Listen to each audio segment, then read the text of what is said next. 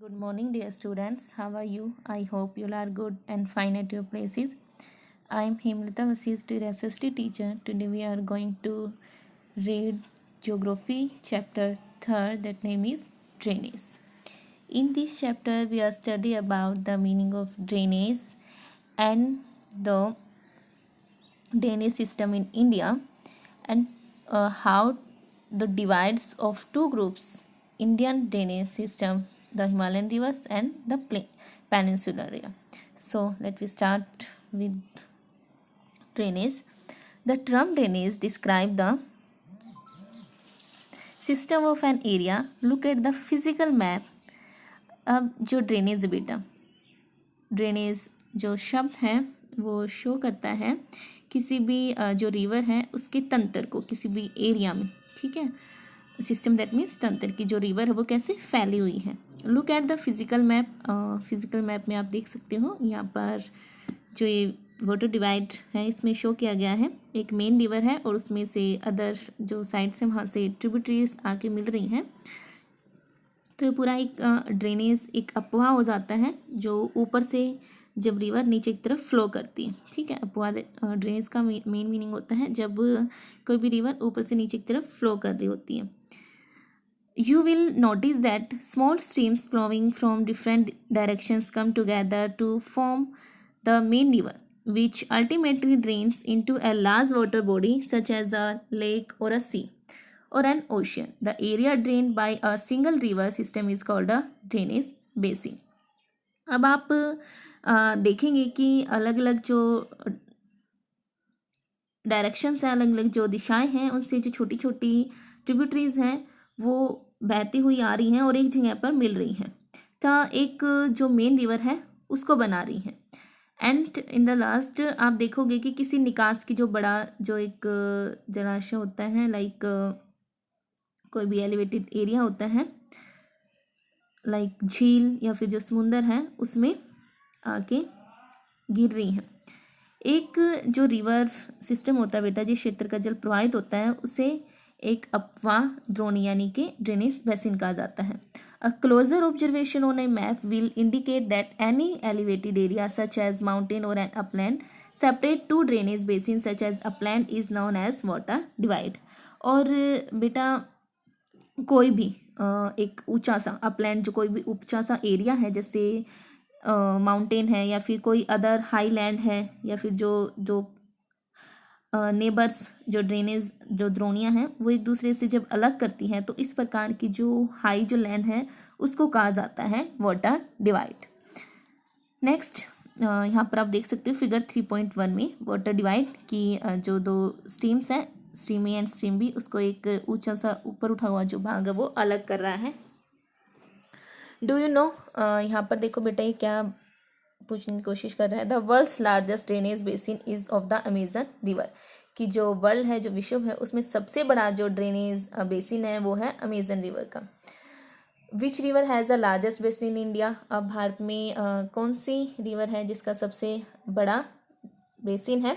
सो जब आप ये चैप्टर रीड करोगे तो वहाँ से आपको ये आंसर फाइंड आउट हो जाएगा, to try to yourself. Drainage system in India, next जो पॉइंट है बेटा वो है भारत में अपवाह तंत्र। The drainage system of India are mainly controlled by the broad relief features of the subcontinent. Accordingly, the Indian rivers are divided into two major groups.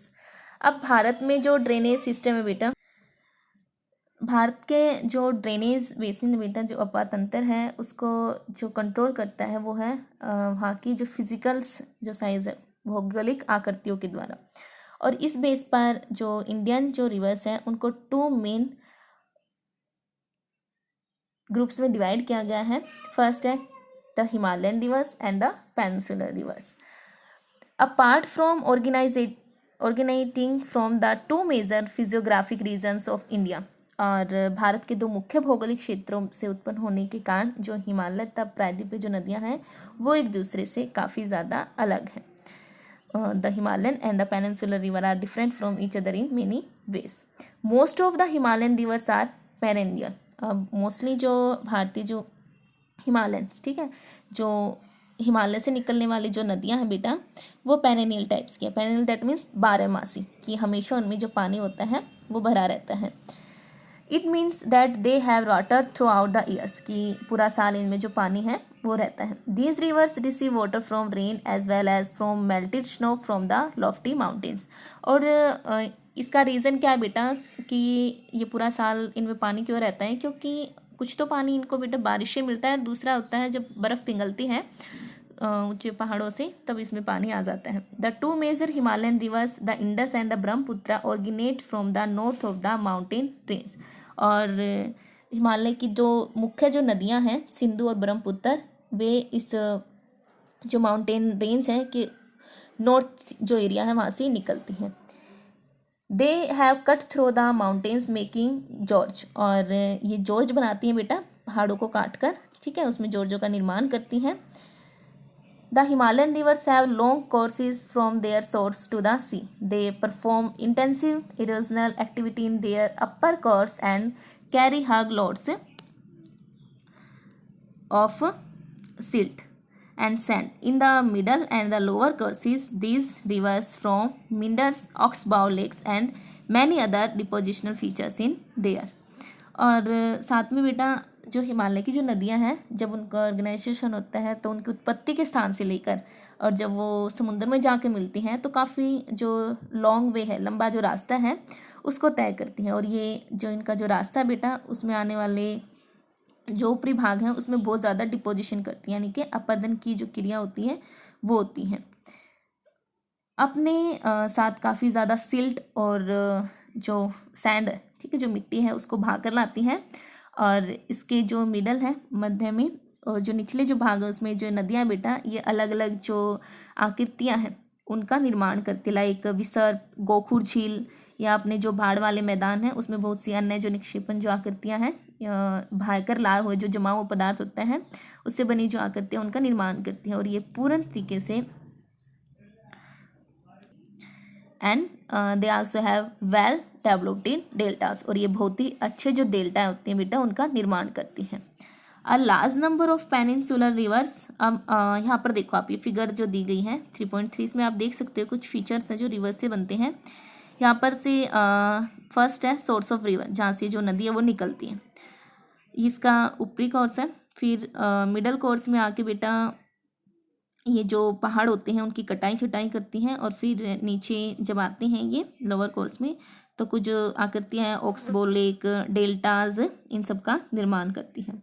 A large number of peninsular rivers are seasonal as their flow is dependent on rainfall. और जो peninsular जो river होती हैं बेटा वो मौसमी होती हैं, सीजनल होती हैं। क्यों? क्योंकि इनका जो फ्लो है बेटा वो डिपेंड करता है किस पर, रेनफॉल पर, बारिश पर।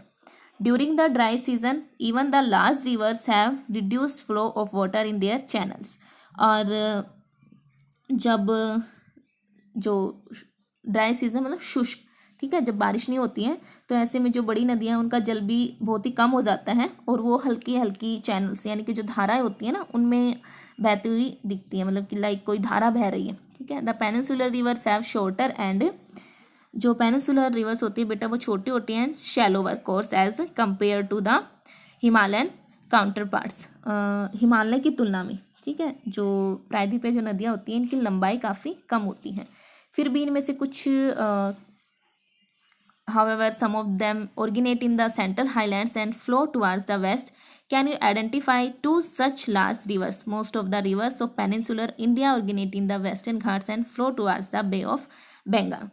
तो इस पैराग्राफ में बेटा ये बताने की कोशिश कर रहे हैं कि जो प्रायद्वीपीय जो नदियां हैं उसके जो सेंट्रल जो हाईलैंड्स होती हैं वहाँ से निकलती हैं एंड वेस्ट, ठीक है, पश्चिम की तरफ बढ़ती हैं, बहती हैं। और नेक्स्ट ये आपसे पूछने की कोशिश कर रहे हैं कि क्या आप इस प्रकार की जो दो बड़ी नदियाँ उनको पहचान सकते हैं जो वेस्टर्न साइड में फ्लो करती हैं। प्रायद्वीपीय भारत की जो अधिकतर नदियाँ बेटा वो पश्चिम घाट से निकलती हैं और बंगाल की खाड़ी की तरफ बहती हैं, ठीक है। पश्चिम घाट से वो उनमें उनका ऑर्गेनाइजेशन होता है, उत्पत्ति होती है और बे ऑफ बंगाल में अपना जो वाटर है उसको डालती हैं। नेक्स्ट बेटा the Himalayan rivers. The major Himalayan rivers are the Indus, the Ganga. जो हिमालय से निकलने वाली जो बड़ी रिवर्स है बेटा वो है सिंधु, इंडस को सिंधु कहा जाता है हिंदी में, the Ganga, the Brahmaputra. These rivers are long and are joined by many large and important tributaries. ये जो रिवर्स है बेटा वो बहुत ही लंबी हैं और काफ़ी ज़्यादा बड़ी बड़ी जो ट्रिब्यूटरीज हैं, जो हेल्पिंग रिवर्स होती हैं, उनसे जॉइंट है। A river along with its tributaries may be called a river system. और एक नदी जो अपनी जो महत्वपूर्ण ट्रिब्यूटरीज हैं, जो सहायक नदियाँ हैं, उनसे जुड़ी हुई होती हैं, तो उन्हीं को कहा जाता है रिवर सिस्टम यानी कि नदी तंत्र। तो हिमालय से निकलने वाली 3 मुख्य नदियां हैं जिनकी बारे में और उनकी जो ट्रिब्यूटरीज हैं उनके बारे में हम पढ़ेंगे। फर्स्ट है the Indus river system. The river Indus rise in Tibet. जो देखो बेटा फर्स्ट इसमें बताया गया है कि जो इंडस रिवर है, जो सिंधु रिवर है, उसका जो उद्गम है वो कहाँ से है। वो तिब्बत से निकलती हैं नियर लेक मानसरोवर, और मानसरोवर झील के निकट तिब्बत से निकलती है। फ्लोइंग वेस्ट, पश्चिम में बहती हैं।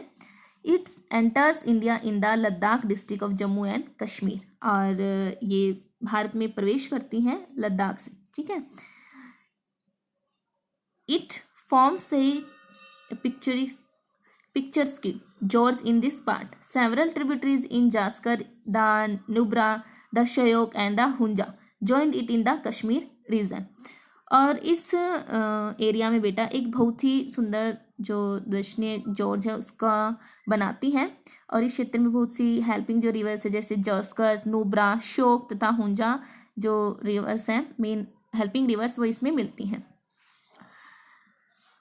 The Indus flow through Baltistan and Gilgit and emerge from the mountains at Attock, the Satluj, the Beas, the Ravi, the Chenab and the Jhelum join together to enter the Indus near Mithankot in Pakistan. Beyond this, the Indus flows southwards, eventually reaching the Arabian Sea east of Karachi. The Indus plain has a very gentle slope. अब देखो बेटा ये बता रहा है कि सिंधु जो river है वो बलूचिस्तान तथा गिलगित से बहते हुए अटक में जो माउंटेनी जो रीजन्स एरियाज हैं उनसे बाहर निकलती हैं, और सतलुज, ब्यास, रावी, चेनाब तथा झेलम इसमें आकर मिलती हैं। पाकिस्तान में मिठनकोट के पास सिंधु नदी में ये सभी जो रिवर्स हैं वो मिल जाती हैं। इसके बाद जो ये रिवर है दक्षिण की तरफ बहती है, तो अंत में लास्ट में कराची से ईस्ट की और अरब सागर में जा मिलती हैं। और जो सिंधु रिवर है वो मैदान में जब जाती हैं, यानी कि जो प्लेन जो रीजन्स होते हैं, तो वहाँ पर इसका जो फ्लो होता है वो बहुत ही धीमा हो जाता है। The Indus plain has a very gentle slope with a total length of 2900 kilometre. The Indus is one of the longest river. और यहाँ से हमें पता चलता है कि जो इंडस रिवर है उसकी जो टोटल लेंथ है वो 2900 किलोमीटर है, जो विश्व की जो लंबी जो नदियाँ हैं, लॉन्गेस्ट जो रिवर्स है उसमें काउंट की जाती हैं। तो आज की वीडियो में सिर्फ इतना ही। नेक्स्ट वीडियो में हम गंगा और ब्रह्मपुत्र तथा पेनिनसुलर जो रिवर्स है उसके बारे में जानेंगे। यहाँ पर ये मैप दिया गया है बेटा, इस मैप में आप ट्राई करना कि जो इंडस है उसकी हेल्पिंग रिवर कौन सी है एंड गंगा की हेल्पिंग रिवर कौन सी है। नेक्स्ट क्लास में ये जो मैप है उसको क्लियर करेंगे। Bye, take care, stay home, be safe.